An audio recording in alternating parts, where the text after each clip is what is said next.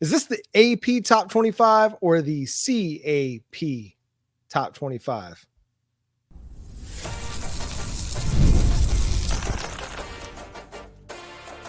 You are Locked On Sooners, your daily podcast on the Oklahoma Sooners. Part of the Locked On Podcast Network, your team every day. What's up, Sooner Nation? Welcome to Locked On Sooners, and thank you for making Locked On Sooners your first listen every single day. Shout out to all the everydayers. Today's episode is brought to you by FanDuel. Make every moment more. The playoffs are over. The Olympics are done. The sports aren't sporting like we want them to, but this summer, FanDuel is hooking up all customers with a boost or a bonus daily. That's right. There's something for everyone every day all summer long. Visit FanDuel.com to get started. He's Jay Smith. I'm John Williams. The AP Top 25 released for the preseason, and the Oklahoma Sooners coming at number 16, right where they were in the coaches poll, considered the 8th best team in the SEC. The Oklahoma Sooners will play 6 teams in the top 15 of the AP top 25, Jay. Yeah, when we talked about it with the coaches poll, the only thing that I'm worried about is, will all 6 of those teams still be ranked up there when we play them, right? I'm hoping so, because the goal is for us to go in there, mollywop them, and send them back down. That way, as we win all 6 of those games, people will recognize, oh, Oklahoma really was underrated. But you know, as a Sooner channel, we have to say that, right? We've got to go ahead and sunshine pump it. But no, I think 16 is a good spot for where the Sooners need to sit. We seem to perform better when we're underrated initially, and then we go up in the trajectory. I'm hoping that we can maintain that this year. So 16 is exactly where I wanted us to be. Yeah, I mean, 16 isn't a bad spot to be. I think it's kind of right on. 8th in the SEC media poll. They're 8th among SEC teams in the AP and in the coaches poll. So you're kind of sitting right on par with the way everybody portrays or perceives Oklahoma heading into the season, given the questions along the offensive line and at quarterback going into the year. You've got Georgia at number 1. You've got Texas at number 4, Alabama number 5, Ole Miss number 6. You've got LSU, Tennessee, Missouri, just right outside the top 10 or right at 10 or right outside the top 10, Tennessee at number 15, right in front of Oklahoma. So you're going to play 6 of the 7 teams in the SEC ranked ahead of you in Bama, Texas, Ole Miss, Mizzou, LSU, Tennessee. You're going to have an opportunity to prove what you are in a big, big way. And it kind of all starts right out of the gate with that game against Tennessee in Norman. That's going to be a really, really good team and a really, really good game. A chance that both of those teams are ranked a little bit higher than what they are now going into that game, potentially a fringe top 10 matchup to open SEC play. If there's a team in there, Jay, that you worry about maintaining that top 15 status as the season goes along, who would you be concerned about still being a top 15 team? Oh, man. By the time that we play them, I'm going to be honest, it's probably... So I would want to say Texas, but they're playing Michigan. So there's a good chance that even if Texas loses that game, they don't fall very far, right? So by the time we face them, that's not going to be a game that, they should maintain that, right? LSU's probably the biggest one, right? USC's down there at 23. If USC pulls the upset, LSU's not going to be ranked in the top 15 when we face them by the end of the season. I think that will be the game that derails everything that they've got going on. Even though they were able to bounce back after all of the Florida State fiascos that happened, I don't feel like this is the year where they'll be able to do all of that. They don't have a Jaden Daniels to just carry them throughout all of it. Outside of that, you've got what Ole Miss was that Wake Forest on the road in Charlotte. That one's going to be an intriguing one. If they let Wake Forest upset them, which they shouldn't. I'm not saying they will. I'm just saying that they shouldn't do that. But weird things happen in neutral site games. They let that happen. That might be the game that also makes them spiral. So, yeah, it's kind of intriguing with a lot of these. If anybody that's probably not going to be in the top 15 after week 1, it's going to definitely be Clemson. I don't see them doing anything against Georgia in week 1. If I had to look at a team, and I know this is going to make a lot of Mizzou fans very unhappy, they're going to find the channel and they're going to rip me a new one for this and call me a hater. It's fine. Yes. Mizzou would be my choice if their schedule wasn't so light the first 8-9 weeks of the season. I could see that. If they can survive going to College Station, a home slate with Auburn, if they can beat two of these three teams, Texas A&M, Auburn, and Bama, they'll be a top 10 fringe top 5 team because the rest of the schedule is cheeks. It's terrible. Absolutely. This could be a 10-win team. And if it's not, it's a disastrous season for Eli Drinkwitz. But if they go 2-1 in those 3 games, Mizzou will be a top 10 team. But it's going to be tough going 2-1 in those 3 games. Going to College Station, going to Tuscaloosa, and then, hey, Auburn, as much as maybe we banged on Auburn a little bit last week, you never can completely sleep on the Tigers.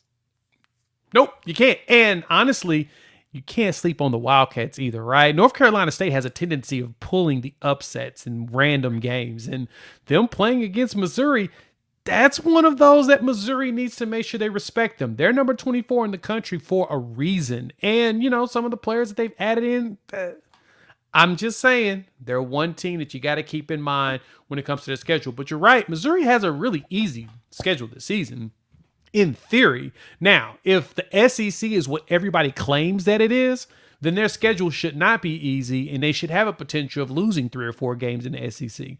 But we all know that the SEC isn't this allure that everyone makes it out to be, because every team isn't Georgia or Bama. It's some teams that just aren't good this year, and it is what it is, right? It's a bunch of new coaches and everything out there. But I think one team, though, they probably could shock and make their way into the top 25 probably by the time we play them is South Carolina. We'll talk about them a little bit more in a bit, but that's one that I'm keeping my eye out on. Yeah, and the only other issue I have with the AP Top 25 as it was released on Monday is that 4 voters left Oklahoma completely out of the top 25. Oh my goodness. And that's why I'm asking, is it the AP poll or is it the CAP? Is it cap? Because that feels like cap, Jay. It's ridiculous. It's ridiculous for them to like what is Reese Davis's reason for keeping Oklahoma out? I don't think anybody can provide me a logical reason to say, regardless of us having a new offensive line, kind of had that 2 years ago, with us having a young quarterback. What is your reason for saying that Oklahoma shouldn't be there, especially if we're pulling up with a defense that's built in the image of a Brent Venables? It's kind of ridiculous to me for him to do that. But him and the other 4 that decided that Oklahoma is in top 25, don't worry. Like Bugs Bunny. Noted. We know it's going to happen. But, John, I got a question for you, though. Cole Kublik tweeted this out, and I think this was a fantastic question. In 18 of the last 20 seasons, a preseason top 10 team has finished unranked in the AP poll. Who is that team if it happens again? So your top 10, of course, is Georgia, Ohio State, Oregon, Texas, Alabama, Ole Miss, Notre Dame, Penn State, Michigan, and Florida State.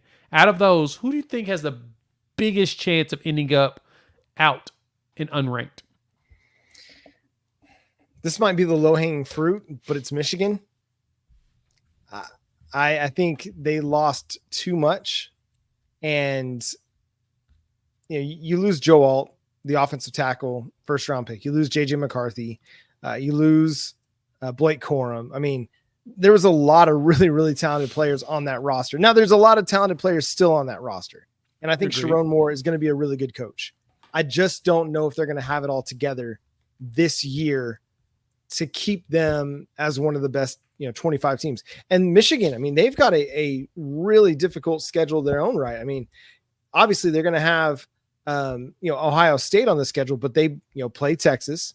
They've got USC, although I don't think USC is going to be as good as everybody thinks they are. They've got Washington. They've got Oregon.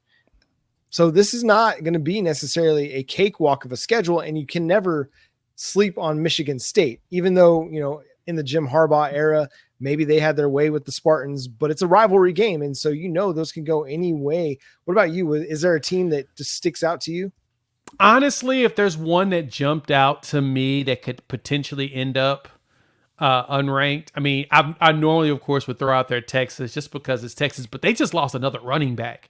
that could be detrimental to everything they're trying to do with Quinn Ewers. They got to have a good run game, but I'm kind of seeing the Michigan piece, but I think Penn State may be the one, right? I just don't think that they're going to end up their schedule is not as difficult. It's actually very, very favorable for them, but it kind of feels like this is a good year for a letdown, right? Outside of them, Florida State with, DJU. We don't know what DJU is going to look like in the system. He should be good. Now, I think Florida State should be able to run through the ACC this year, but it could also go the complete opposite direction if an injury happens. So, yeah, it's tough on this one. This is the first top 10 that when I even looked at schedules, I'm like, there's not really much that would prevent you from being good. Now, Ole Miss could go in there and disappoint, but I just don't see it. I actually think this is the one year that it doesn't happen. Yeah, the only other team that I could maybe make an argument for is Notre Dame. But again, I think they're going to be really good. I don't think they fall completely out of the top 25, but they've got, a road game at Texas A&M in College Station. Mm-hmm. They're going to play, a Stanford team that, hey, they may not be the Stanford of old, but they're going to be a really good team. Louisville gave them fits last year. Georgia Tech can be sneaky. They've also got Florida State. They've got USC on the road. So I don't know. It's hard to, I think you're right. There's not an obvious top 10 team that just seems way, way overrated, but you never know what could happen. I mean, a lot of things could transpire that could make somebody tumble out of the top 10. There's a linebacker that's showing out, and it's a really good thing that he is in fall camp. We'll discuss coming up next here on Locked On Sooners.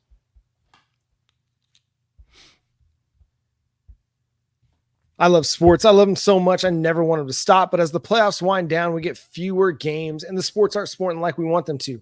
But FanDuel lets me keep the sports going whenever I want. All I have to do is open the app and dream up bets anytime I'm in the mood. And this summer, FanDuel is hooking up all customers with a boost or a bonus daily. That's right. There's something for everyone every day all summer long. So head over to FanDuel.com and start making the most out of your summer. FanDuel is an official sports betting partner of Major League Baseball. Right now, I'm really loving Oklahoma's line against Temple in week 1 at minus 42.5. I know there have been some rumblings about the offense not really, putting it together so far in fall camp, but squash that noise. Temple is not keeping it within 45 points of Oklahoma in week 1. So if you're looking to do a little betting, get over to FanDuel at FanDuel.com. Again, official sports betting partner of Major League Baseball. Thank you for making Locked On Sooners your first listen of the day. For your second listen, enjoy the Locked On College Football podcast. Spencer McLaughlin gets you ready for an exciting season on the gridiron with discussion on the upcoming season and the ever-changing landscape of college athletics, including conference realignment, the transfer portal, NIL, new college football expanded playoffs, and more. Locked On College Football is available on YouTube and wherever you get your podcast. Part of the Locked On Podcast Network, your team every day. Jay, the linebacker core is deep, but there's been one player that's been really, really standing out in fall camp, and it's a really good thing that he is showing up and showing out because you need somebody to take the reins next to Danny Stutzman, especially with Danny Stutzman heading off to the NFL in 2025, and that's Kip Lewis. Kip Lewis has gotten himself up to 220 pounds, no longer playing as a safety, as a linebacker. He looks ready to go and have his own breakout season in 2024. Yeah, one of the big concerns I had with him was the weight. And I said that all last season, that if Kip gets himself up in size, man, he's going to be a problem. And then last season, he shut me up. Whenever he got in the game, he was out there leveling folks and he was playing some good football. And so I was like, oh, okay, my bad. My apologies. I'm completely wrong here. And so I'm very high on the Kip train, seeing and hearing that he's really showing out in fall camp. And he's one of those players he's stepped up a lot. And I'm loving to hear that. So now you have configurations where you can mix Danny Stutzman with if you have him with Kip to start, and then if you need to swap somebody out, you still have two guys that can really lead that defense, especially because the linebacker position is so critical. So you can mix a Kip with the Canic. You can mix a Kobe with the Stutzman, right? You can bring in Lewis Carter and have him in there interchanged. Now you've got multiple configurations with linebackers to where we don't have to worry about everybody trying to get 800 snaps in the season. We're comfortable with everybody getting 300 to 400, keeping their body fresh. So if we do make a playoff run, we've got the bodies to do it. Yeah, it's a deep group, and it's a diverse and versatile group, I think, as well, in that you've got big dudes like Stutzman and Kobe McKenzie who you can deploy in a lot of different situations, rundowns, short yardage situations. But guys like Kip Lewis, Jaron Canic, Lewis Carter, Sam Omasigo, like those are uber athletes as well. Mm-hmm. And you can put them out there in a lot of situations. We saw in the goal line stand against Texas. I know we keep hearkening back to that, and that, 4 downs where they stopped Oklahoma or stopped Texas short of the goal line. Kip Lewis's ability to knife into the backfield, and we saw it throughout the 2023 season, but that innate ability, this instinctual ability to knife into the backfield, I think it kind of overplayed some of the size issues that he dealt with. Now, there were certain times where you saw the size disadvantage creep up, but he's kind of gotten that taken care of, and he's continuing to keep the speed and the athleticism to the forefront as well. I think you're absolutely right. We're not going to see a situation like we saw in 2022 where you have 3 linebackers play almost 1,000 snaps each in Stutzman, Deshaun White, and David Agwebu during that disastrous of a 2022 season. No, Zach Alley, Brent Venables, they're going to be able to keep these guys fresh and get them a lot of playing time and a lot of experience as they rotate that linebacker group. Beyond Stutzman, beyond Kip Lewis, who would you say are going to be the 2 guys that would be next in that rotation? I'm looking at Kobe McKenzie and Lewis Carter, right? Been hearing that Kobe has been coming in at the Mike position and he's ready to run things, and you could bring in a Lewis Carter in at will and let him just go level folks. The Crimson Missile can go hit some people. But then you still got to mix in a little Canic, right? So it sounds like he's starting to get it. The calls are starting to click. The locations to be at is starting to click. And the best part about having a player like Canic is when you play against a team with a super mobile quarterback, like maybe like an Alabama with like Jalen Milroe, something of that nature, or even Sellers, the quarterback at South Carolina, you could throw Canic out there and let him be the spy. The quarterback's not going to outrun him. Like, he's a track dude, right? Mm-hmm. He's like running like a 10-4 in the 100. So he's fast enough to keep up with anybody out there.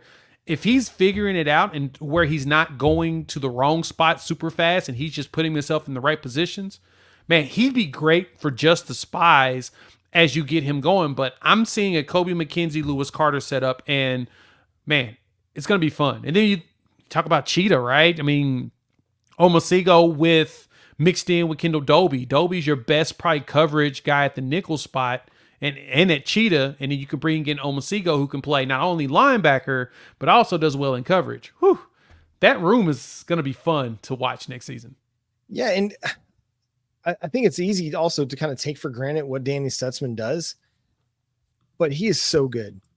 And another first team All-American selection by USA Today Sports, along with a guy like Harold Perkins and then an Iowa linebacker. I mean, I think we're going to see the full culmination of who Danny Stutzman is this year. As much as he's shown and as good as he's been, I think we're about to see the best version of Danny Stutzman as, again, he stays fresh because they're able to rotate linebackers, but also because it's now year 3 for him in this defense. It's year 4 of college football. He's played a ton. He's seen it all at this point. So you're going to be very unlikely to fool Danny Stutzman at this point in his career. And that experience matters. Even the mistakes that have been made by him, by other guys on the defense, all that stuff's going to matter. And now we're going to see it all come together. I mean, in the scrimmage, he had a 95-yard pick 6 that Teddy Lehman didn't even mention on the Oklahoma breakdown or talk about very much because he was doing so many other things really, really, really well. So if we can kind of underrate a pick 6 because everything else is going great for the guy, I think it just shows you the trajectory that he's on, and the Butkus, the Nagurski, all these watch lists that he's falling on. It's reasonable to consider that he might actually be a finalist for some of these by the end of the season. Yeah, no, there's a very good chance with as many snaps as we expect that Stutzman's going to play, right? I mentioned that the hope is you don't have them playing, 400 or 500 snaps, 600 snaps. I think he played like almost 7 last year, if not more. You want to get them less because you want his body to be ready to play in deep in the season, especially making a playoff run. But no, if he ends up playing enough, I can definitely see a Butkus Award. I see 120 tackles. He's the one linebacker that we have no fear or no concerns about, right? We know that Stutzman's going to go out there and get the numbers, and he's going to get there. Maybe we can leverage him a little bit in some blitzes, get him some sacks to go with that. That will look great on the resume. And, pick sixes is something that he definitely likes to do. He's gotten one every season so far that he's started. So let's see if we can keep the streak going. That's right. Got to keep that streak alive. And then beyond him, I think the future is just really, really bright beyond 2024, because even when Stutzman goes off to the NFL in 2025, you're going to have Kip Lewis. You're going to have, Jaron Kanik and Lewis Carter and Sam Muskego, Phil Picciotti, James Nesta is going to be a part of that group. And then, it's just continuing to evolve. That's why that 2023 recruiting class was so important, to get all these guys in the 2022 class as well, because it helped establish that depth that you're now carrying into the SEC. But I think the other reason the linebacker group is going to be so much better this year than it was last year, even though they were really good last year, is because of the improved defensive line play, in particular, the improved defensive tackle play, which we saw, we talked about on our last episode. But you improve those guys in the middle, and it keeps those linebackers cleaner longer and for more plays, and they're not having to battle guards at the second level. They're going to be able to get into the backfield, get out into the flats, and make a whole lot more plays on defense. I agree. That's all we need. That's all we need. That's it. It's all coming together for Oklahoma's defense. Get ready for an elite group led by the Stutzman himself. Coming up, we're going to discuss South Carolina. LeNorris Sanders could be a problem, but is there anything else that the Gamecocks have to offer? Let's discuss coming up next on Locked On Sooners. Passion, drive, and patience. The formula for winning championships is also what keeps your ride or die alive. eBay Motors has everything you need to maintain your vehicle and level it up to peak performance. Superchargers, roof racks, exhaust kits, LED headlights, and more. Whatever's in your speed, power, or style, eBay Motors has you covered. With over 122 million parts for your number one ride or die, you'll always find exactly what you're looking for. And with eBay Guaranteed Fit, your part is guaranteed to fit your ride every time or your money back. Because with eBay Motors, you're burning rubber, not cash. With all the parts you need at the prices you want, it's easy to make your car the MVP and bring home huge wins. Keep your ride or die alive at ebaymotors.com. Eligible items only. Exclusions apply. eBay Guaranteed Fit only available to U.S. customers. The Oklahoma Sooners will take on the South Carolina Gamecocks after the Red River Showdown. It's going to be an important matchup no matter what, because you've got Texas, and coming out of Texas, you don't want to have an emotional letdown. Yeah. Kind of like you almost had against UCF in 2023. You want to be able to keep the good times rolling coming out of the Red River Showdown against a South Carolina team with Shane Beamer at the helm. LeNorris Sanders likely to be the starting quarterback. He's a quarterback that won't have a whole lot of experience at that point, but he is an athletic quarterback that's got a big arm and is going to be able to make some plays if Oklahoma isn't locked in on their keys. Yeah, having Nykoles Harbor as the quarterback, wide receiver that you can throw it to. I mean, he's technically a tight end, hybrid, everything. He's just fast, absurdly fast. Like, he's borderline Olympic speed fast, and it's kind of not fair. I would like for him to not play in that game either. I would appreciate if South Carolina just sits him, but no, Anthony Hill. him. No Anthony Hill, no him, Nykoles, right? Yeah. Like I got a list of dudes that I would like to just sit out, just so they can be nice about all it. sit out team. The all sit out team, I love that. But no, you add him with a Rocket Sanders. I think that what Beamer is going to do, even with this Beamer ball, the focus is going to be getting the ball in the Rocket Sanders' hands and letting him really lead things. Robbie Ashford's right behind Sanders right behind LeNorris Sanders to give them a veteran presence just in case. But I agree. Sellers is going to end up winning that game, and so winning that job or whatnot. But they've got some weapons on both sides, and then of course you got the freshman Dylan Stewart, who's appearing to be terrorizing everybody, and is probably going to start. I mean, that's one edge that I know that in the next year or two he's going to be a threat and a problem. So I'm a lot higher on South Carolina. Like I know that a lot of the conversation has been that Beamer's probably on the hot seat. Think this is a year where he can go out there and do some upsets, and up until they get to us, man, there's a chance they could wreck shop in the conference. Now, I mean, they've got Ole Miss, then they travel to Alabama, and then Oklahoma, and then travel to Oklahoma back to back, which is that's a monster slate. And even to start the season, they travel to Kentucky, and then LSU comes to the house, like in back to back games. They've got a big group of them. Like they didn't do them any favors with their non-con or their bye weeks right now. Luckily they got a bye week before Ole Miss, but I'm looking at it, man, that 3-game stretch, that's going to be tough on that young quarterback. I thought you were about to pull a little Rodney Dangerfield, Beamer got no respect. That's terrible Rodney Dangerfield. Sorry, everybody. No, listen, it's probably a better team than what they're getting credit for because they do have some impressive skill talent. And again, I think Sellers is going to be one of those quarterbacks that a lot of people don't know about, but by the end of the season, a lot of the SEC fan bases will be like, hey man, that kid's pretty good. He's got a little something to him. Even if he's not necessarily like leading them to a bunch of victories and stuff.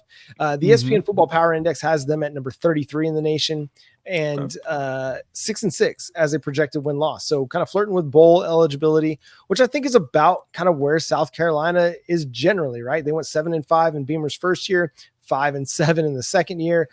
It's just kind of where they're going to land. And I think they have a chance to get on the better side of that, probably hit the 7-5, 8-5 mark, but it's going to take some big wins by the Gamecocks in this one. In returning production, they come in at number 59 overall, 94th offensively, and 18th defensively. So if they've got one thing going for them, it's the experience that they have on the defensive side of the ball. And what do we always say? Defense will travel. So coming to Norman with a defense that will be very experienced, I think that gives them a chance to keep it close and maybe pull off an upset, even though I think Oklahoma will win this game and likely cover the spread. That defense that does have that experience and experience going into tough environments isn't going to be threatened necessarily by what Oklahoma is going to have to offer in that one. So it's just another one of those games where Oklahoma is going to have to be locked in from the jump.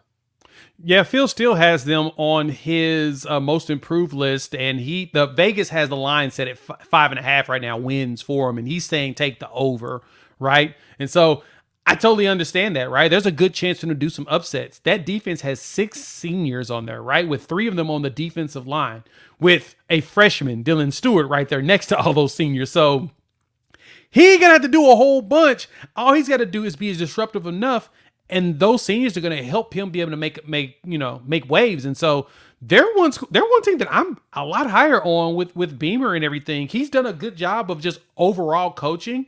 It's just got to be final execution. And I think that they can make that happen this year. Again, that stretch, I say the Kentucky game is going to tell us something. I think LSU tells us everything, right? I think the bounce back from the Kentucky game, either it's a win or a lose, is really going to tell us how they're going to be able to push, because they should be fine against Akron. And then, like I said, that 3-game stretch with Ole Miss, Bama, and Oklahoma, there's a good chance they can go out of there and try to go 2-1 or go at least win 1 out of those 3. If they pull 1 out of those 3, they're definitely going bowling. That's a guarantee. Because I think that they can, that back half of their schedule, I think they can make some waves. I think the one game probably that would be a challenge is really going to be Clemson, just because it's a rivalry game.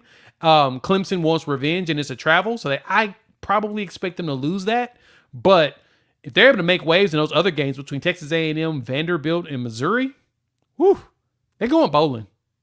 Well, we've seen Shane Beamer and the Gamecocks pull off upsets, in years past, in just those 2 years that they've been there. Back to 2022, his first year in South Carolina. What'd they do? Well, they beat Clemson and they beat Tennessee, 2 top 10 teams in back-to-back weeks.